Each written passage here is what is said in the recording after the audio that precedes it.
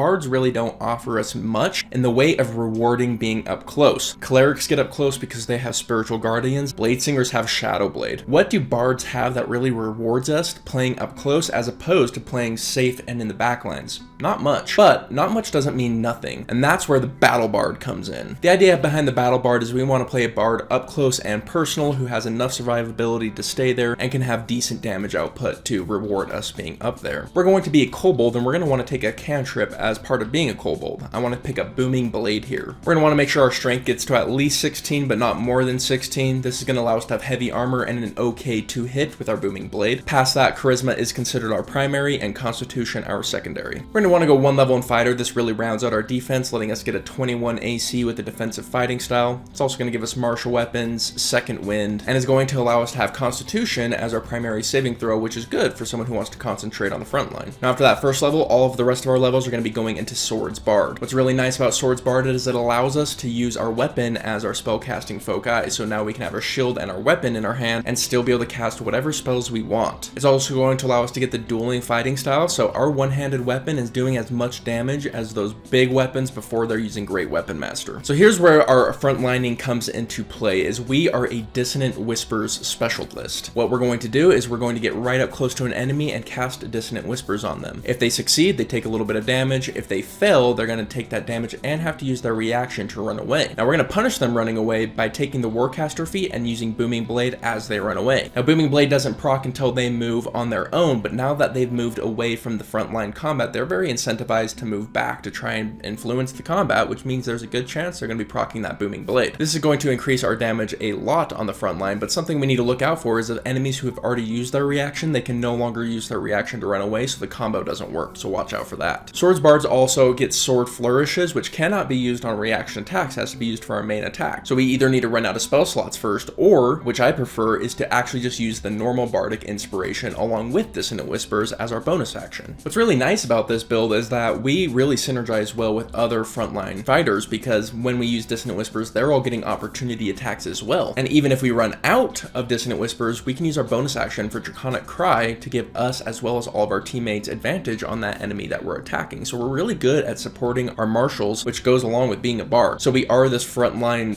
offensive support build, which is pretty neat and pretty unique. Now don't forget that we're still a bard, meaning we're still going to want to fight winning spell going on. So especially as we're getting up in levels, especially once we get 3rd level bard spells, we want to start by casting a fight winning spell. The typical fight winning spells really stand out here with your Hypnotic Pattern and your Fear. Special shout out to Fear because as a frontline bard, we're going to get a lot more use out of it than a backline bard could. So it's our second thing that rewards us for going to the front line. And that's because its range is really strange and hard to make sure that you're hitting right. Being in the backline means you're basically never going to have that moment. Being in the front line means sometimes you will. Other notable spells for this build would be Mirror Image. We have a really high AC, so we're already difficult to hit. Mirror Image is a concentration-less way for us to increase our defense further. Confusion isn't as good as the 3rd level fight winning spells, but I do think it's kind of cool in theme. Dissonant Whispers is forcing movement and taking up their action economy. Confusion does the same thing, and it would be a great spell, but compared to Hypnotic Pattern where they don't get any more saves, the fact that they're getting a save at the end of every turn really does hold it back. So there you go. Typically our actions are going to be cast our fight winning spell, get up close, use a bunch of Dissonant Whispers, or just our basic attack action. Our bonus action is going to be reserved for Bardic Inspiration as well as